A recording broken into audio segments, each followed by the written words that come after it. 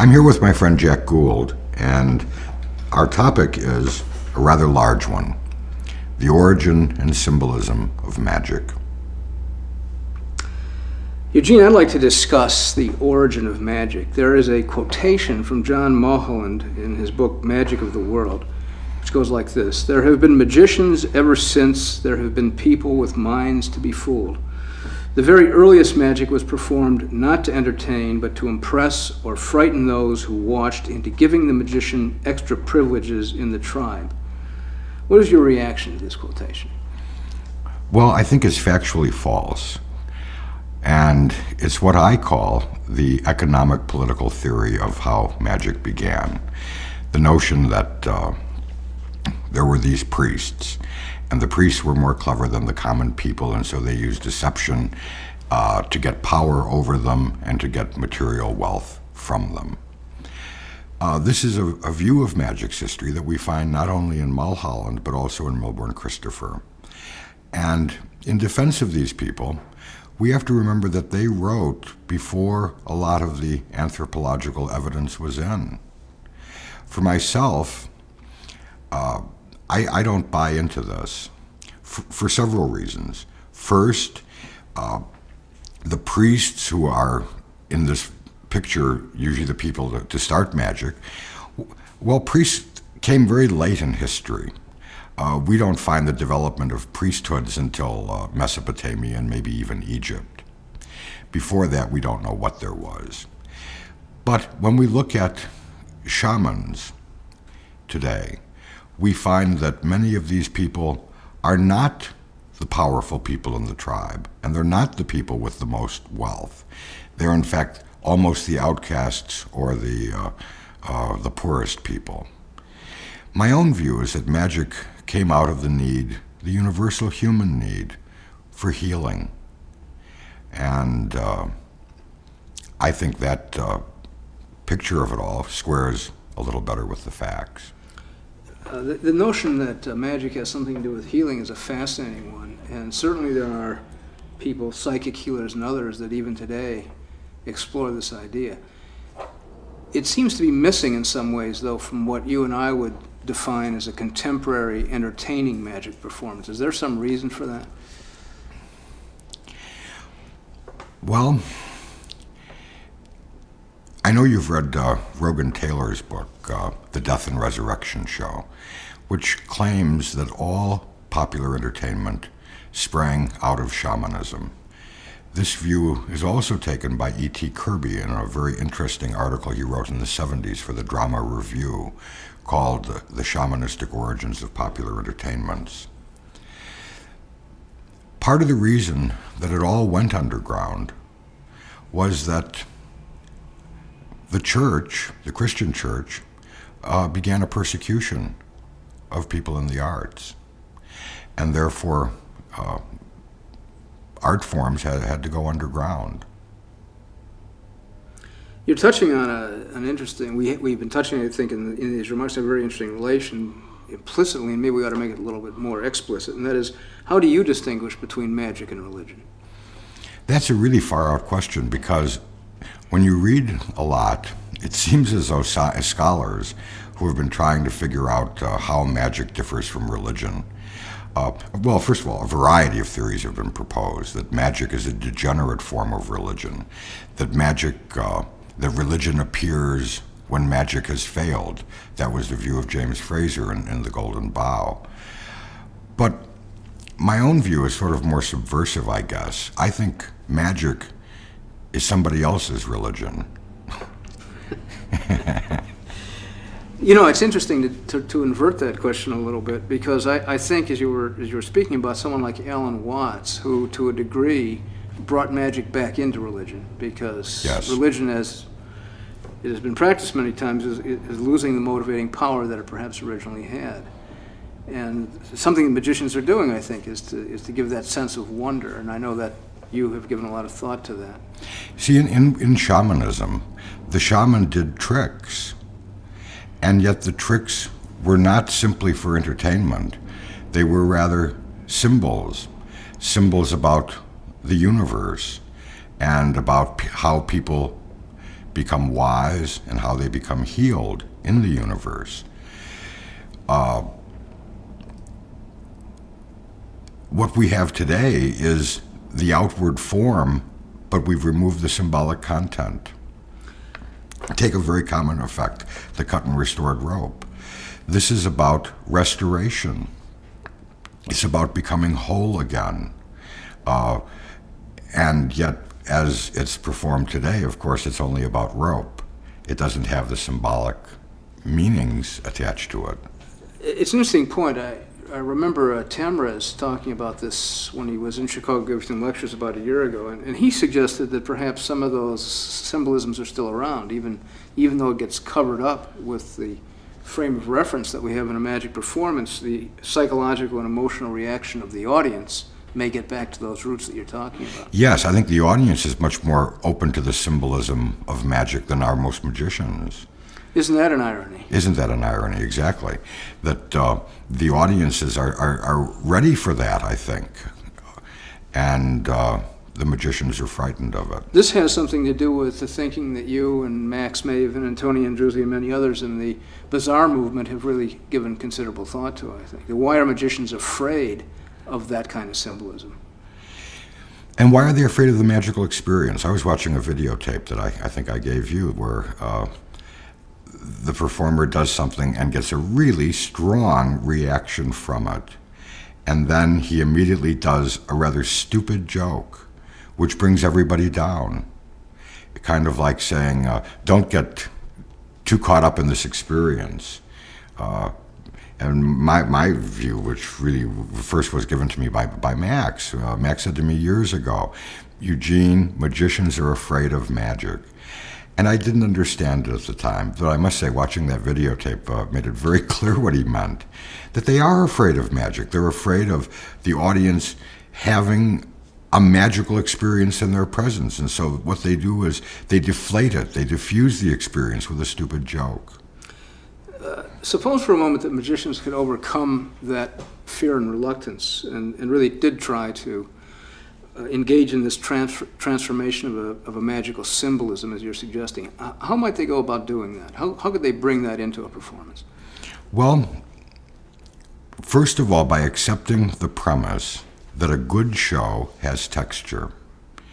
That means, say that we have a show that has 5 discrete pieces of magic in it.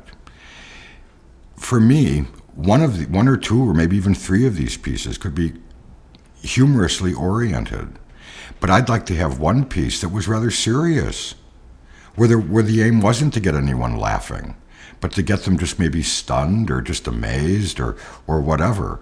I do a lot of talking, about this idea of the props in the performer's hands. I think in a good show, you could even have one effect like that, where it was about the coins.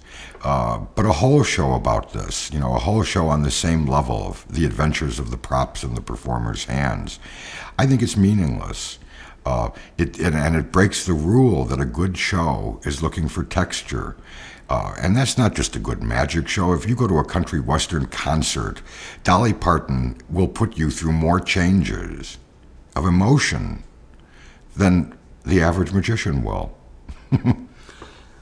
It's troubling that the concept of what a magic performance is about, in a sense, has gotten narrowed, as you're suggesting. That is, I think we were talking about this within the last few weeks. The diversity you see in musical performances or in theater generally is often quite a bit greater than we see in magical performances, even Absolutely. if you identify somebody who's fairly original in magic. And wonder how you suggest, I know you've suggested some things with the bizarre methods and so on, but you've done other things. I know you've had, all your life, you've had a deep interest in magic as well as in religion and philosophy, and somehow these two interests have informed each other. Do you have advice to other magicians on how they might be able to explore those avenues? Well, part of it, I think, is what you're interested in. If you're interested in something, then reading about it and studying and learning is really quite exciting. And if you're not interested in something, then learning and reading about it is just a drudge. And that's the end of it. People, though, people are much the same. Our wants and needs may not be all that different from early men and women. And I think that's the connector, that there are basic human, universal human experiences. The experience of birth and death, the experience of relationship, the experience of loss, separation. And magic seeks to move beyond these, at first sight, negative experiences and to transform them into something more positive. And so I think the basic human situation itself calls out for magic. And it's only whether or not the magician wants to respond to it. Great answer. Well, thank you. I'm here with my friend Jay Hingley, who contributed the magic section for my last book, Strange Ceremonies. And we've agreed to talk about the general subject of the future of magic. Well, thank you for inviting me, Eugene. This is certainly a fascinating subject. It's very nice to be here. And since the topic is the future of magic, can I ask you, first of all, whether or not you believe in the future? Do you think the future really exists? That, of course, has always been a fascinating question. Does the future exist? We all assume it does. In fact, many people are betting their lives on it. Yet I don't know. I don't think that what we call the future is a reality or exists in the sense that this table, this microphone, you, Michael, and I exist. What we call the future, I would say, is something we construct in our minds, in our heads. As Krishnamurti would say, the future is put together by thought. And then, of course, we worry about what thought is put together. In the sense of our direct perception, what we actually experience directly, I think it's simply the present moment, forever and ever. And that's why many spiritual traditions teach that, strictly speaking, the future and the past are both illusions, magical creations of the mind. Well, if the future exists only in our minds, does it make any sense at all to talk about the future of magic? Well, I think it does, because magic, like everything else, exists in the present moment. And so when we ask about the future of magic, we're really asking the question of how magic presently is changing, and what will be the character and quality of the magic that exists in the new present moment. So, will it be different from the magic of the past? Perhaps, though, of course, we don't have any way of knowing for sure. History shows that there might always be the appearance of the unexpected, the surprising. If I understand the sense of your question, you're also pointing out that the magic of this present moment appears to repeat the magic of the past. Yes, you're absolutely right when we look at it. There is this endless repetition of what has gone before, the endless worship of yesterday. There is a depressing monotony to so much of the magic that we see in this present moment. Well, having attended many of your seminars and many of your lectures, you've discussed something that you refer to as the adventures of the props in the performer's hands. That's a great phrase. Thank you. Would you care to expand on that? Well, that's all part of it. That's what we see when we look at contemporary magic. Most contemporary close-up magic that I see is about the adventures of the coins or the cards, the props in the performer's hands. You know, those wacky topsy-turvy aces, or those amazing coins that hop from one hand to the other while I wiggle my fingers. It strikes me as being inherently trivial. And so your view is that magic is not about what happens to the props. Exactly. I don't think that magic is about the adventures of the props. Magic is about life itself. That, of course, appears to be a pretty big order, and it is. But the best magic is magic that connects with human emotion. Now, laughter is one such emotion, of course, but isn't it strange that it's the emotion that probably 96% of all the magic that we see is attempting to evoke? And then so much of the magic that we see attempts to evoke this laughter using very low comedy, broad tricks, the stupid jokes, all that nonsense. And there are so many other emotions to appeal to. Absolutely.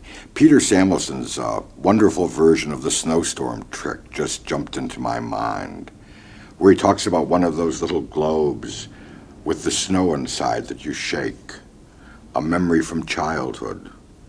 And he tells how he always wanted to be inside it. It's such a beautiful personal moment, and the magic magnifies and intensifies this moment for us. Peter's routine connects us with a deeper and I would say more beautiful emotional way than simply laughter because the magician is making a fool out of somebody. There's a place for fools, of course, but there's also a place for so much else. So there is this much wider appeal to an emotional state. Do you see any reason at all to think that magic will change? Well, things are beginning to change already. I just mentioned Peter Samuelson, but look at your own effects in Strange Ceremony. They're all organized around themes that relate to life, and so they're not strictly at all about simply what happens to the props. Then there's Robert Neal's approach to storytelling in magic in his book Tricks of the Imagination. This, of course, as Bob would be the first to say, really is a rediscovery of one of the most ancient and effective ways of presenting magic, through telling tales and stories. And of course, there's Jeff McBride's wonderful work where magic is presented within the context of ancient symbols and archetypal images. And there are so many other examples as well. Many magicians that you've never even heard about write to me and tell me about what they're doing. So change already is happening. Will these changes come to dominate the magic of the future? Well, unless things dramatically change, I rather doubt it.